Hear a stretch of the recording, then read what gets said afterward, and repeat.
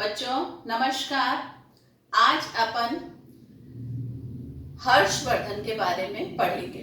भारत में गुप्त साम्राज्य के पतन के पश्चात एक नए साम्राज्य का अभ्युदय हुआ, जिसका कि एक शक्तिशाली शासक था हर्षवर्धन।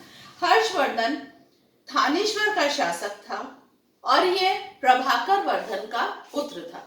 प्रभाकर वर्धन के मृत्यु के पश्चात उसका पुत्र राज्यवर्धन शासक बना, मगर अन्य शासकों के द्वारा राज्यवर्धन की हत्या कर दी गई और उसके पश्चात जो है उसका छोटा भाई, राज्यवर्धन का छोटा भाई हर्ष शासक बना था। हर्ष थानेश्वर का शासक था। जब हर्ष शासक बना, शासक बनते ही उसके सम्मुख कई कठिनाइयां थी। सबसे पहले जो बंगाल का शासक था शशांक, उससे अपने भाई की हत्या का बदला लेना, दूसरा अपने साम्राज्य को संभालना, व्यवस्थित करना, और तीसरा उसके सम्मुख जो समस्या थी अपनी बहन राश्री को खोजना।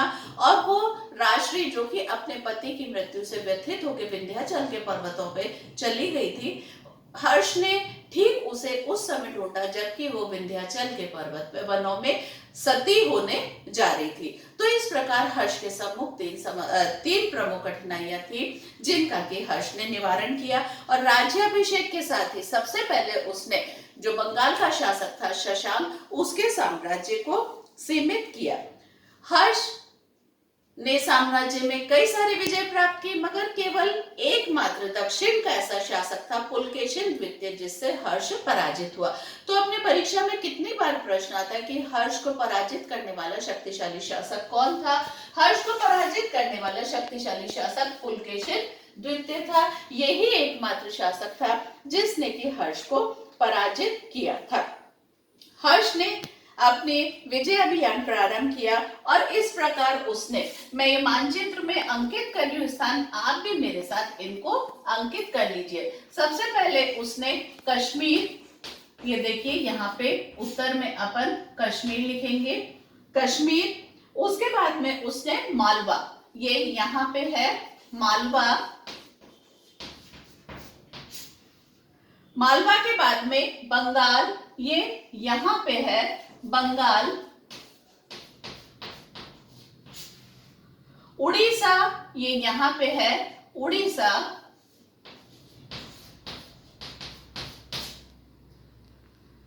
असम, ये क्षेत्र जो है ये असम का कहलाता है। तो इस प्रकार असम, इन सारे क्षेत्रों को जीत के हर्ष ने इन सारे क्षेत्रों को जीत लिया था।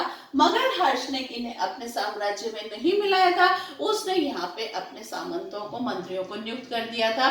इस प्रकार सामंती व्यवस्था का प्रारंभ भी हर्ष के समय से ही होता है।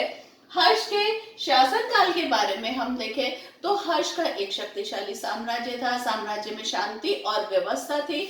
हर्ष स्वयं भेष बदल के नगरों में और गांव में जाता था और जनता के बारे में जानकारी प्राप्त करता था। अतः इस प्रकार हर्ष ने निरीक्षण यात्राएं प्रारंभ की थी।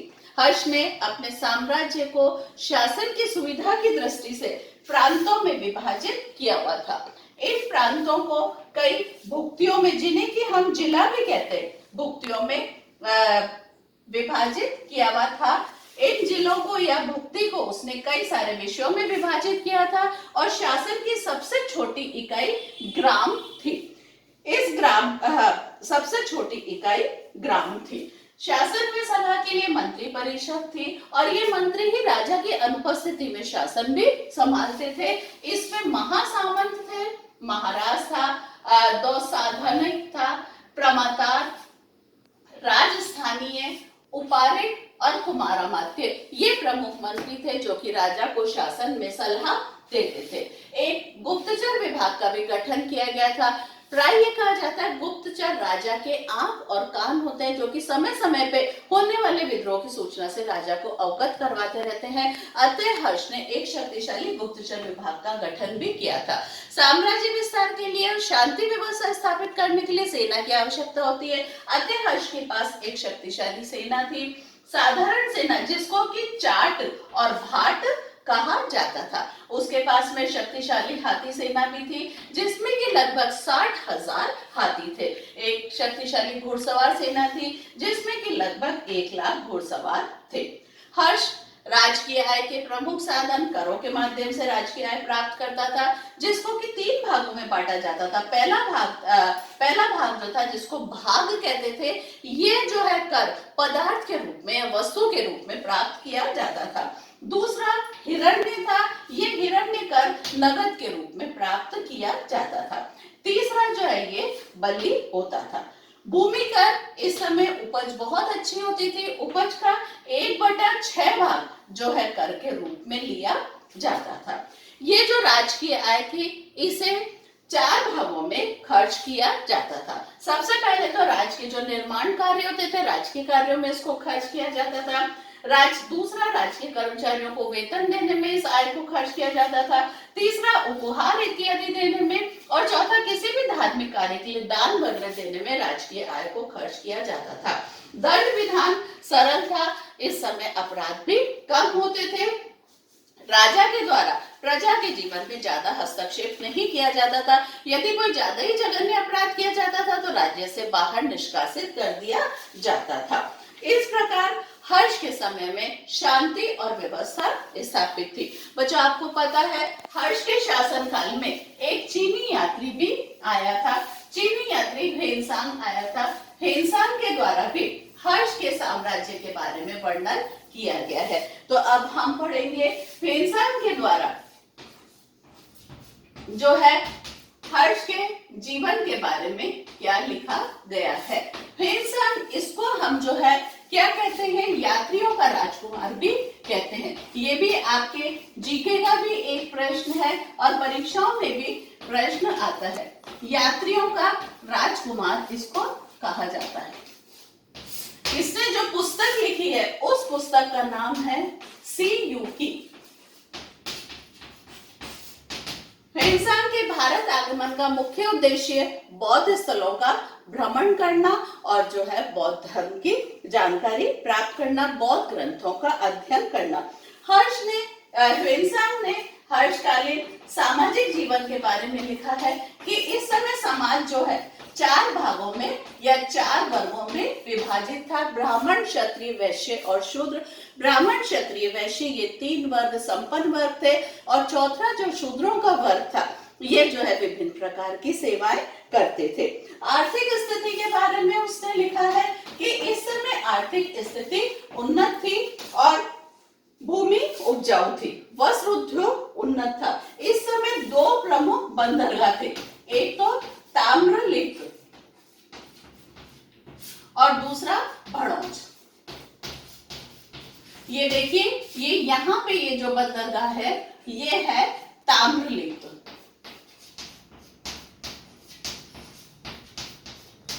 और ये बंदरगाह हमारा, गलती से लिख दिया है, ये बंदरगाह हमारा भड़ौच का बंदरगाह है।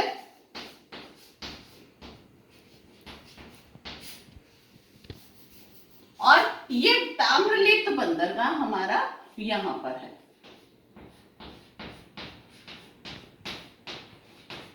तो ये प्रमुख 2 बंदरगाह थे जिससे कि हर्ष का अन्य राज्यों से, विदेशों से व्यापार होता था। पाटलिपुत्र इस समय व्यापार का प्रमुख केंद्र था। हेनसांग ने हर्ष के धार्मिक जीवन के बारे में भी वर्णन किया है। धार्मिक स्थिति उस समय उन्नत थी। ब्राह्मण धर्म का इस समय मुख्य चलन था।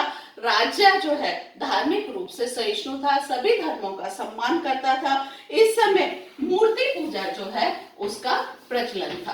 विशेष रूप से हेनसांग ने मूर्ति पूजा का इसमें उल्लेख किया है। मूर्ति पूजा का इस समय प्रचलन था और यज्ञ और गायों का इस समय विशेष रूप से महत्व था। राजनीतिक जीवन के बारे में हेनसांग ने लिखा है कि इस समय राज्य जो है वो कल्याणकारी राज्य था। कल्याणकारी राज्य यानी ऐसा राज्य जिसमें कि प्रजा के कल्याण की बात सोची जाती हो। अतः इस प्रकार जो शासन का स्वरूप था वो कल्याणकारी स्वरूप था। राजकीय आय को विभिन्न रूपों में, जैसे अपन ने देखा, राजकार्य में, वेतन में, उपहार में, धर्म इत्यादि पे खर्च किया जाता था। शिक्षा के बारे में हर्ष ने लिखा है कि इस समय शिक्षा जो है मुख्य रूप से विहार जो कि हमारे आचार्यों के आश्रय स्थल थे, विहार और आश्रमों में जो है गुरुकुलों में मुख्य रूप से शिक्षा दी जाती थी। ब्राह्मी लिपि का इस समय मुख्य रूप से प्रचलन था। ब्राह्मी लिपि का मुख्य रूप से इस समय प्रचलन था।